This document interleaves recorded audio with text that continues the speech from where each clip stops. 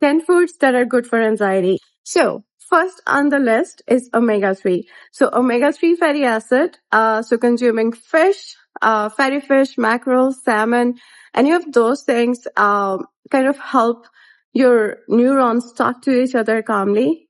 So it's very important for the brain function. It's very important for the emotional regulation, and it does help you calm down. So make sure you have omega-3 in your diet.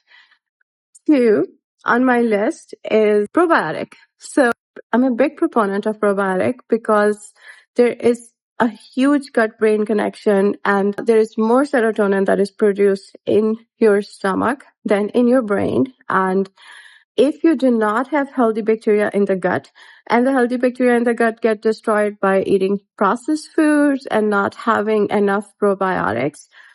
But making your own yogurt and making your own sauerkraut are two best things you can do for your brain other than consuming the omega-3. So that was 2 on my list, probiotic. The third thing on my list is vitamin D. We used to think of vitamin D as only important for your bone health, but we have come a long way from that. It's important for your brain health. It's important for emotional regulation. It's important for so many different things in the body. I would say eggs, fatty fish, dairy, those are your great sources for vitamin D. Third on my list is magnesium. So magnesium is your brain's chill pill, literally speaking. And however, you cannot take it in a pill form. The problem with taking magnesium supplement is that most of that magnesium just makes you poop out. It doesn't really get absorbed so one thing that a lot of all of those supplement makers and people selling you expensive supplements for different things forget to mention that the absorption of the nutrients happens best from good quality food, which is as close to natural as possible. Because anytime you turn it into a supplement, it's bioavailability, its absorption, the way it acts in the body changes. So a lot of or most of the magnesium supplements, or for all I know, all of them may not give you magnesium. So focus on the natural sources. So that would be avocados, pumpkin seeds, spinach, leafy greens.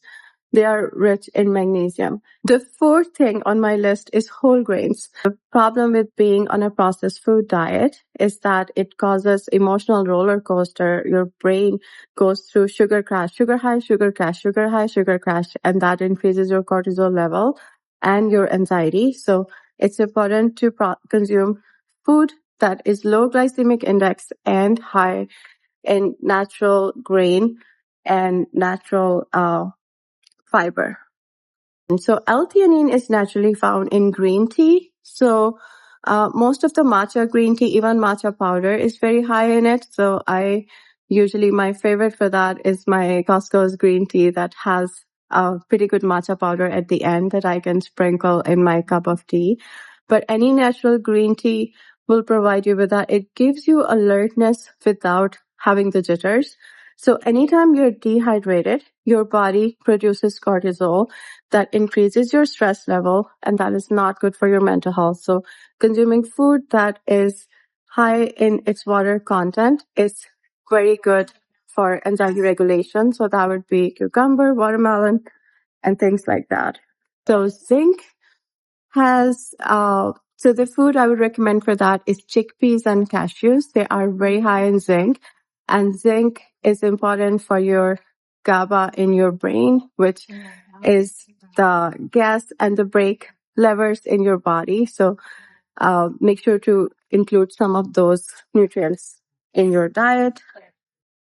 And the last one on my list is the calming herbs. So that would be turmeric, that is chamomile. So a lot of people use chamomile tea. The problem with buying supplements and or processed teas is that they may not have any amount of the natural things that are found in chamomile. So that's my take on anxiety. See you in the next video. Bye.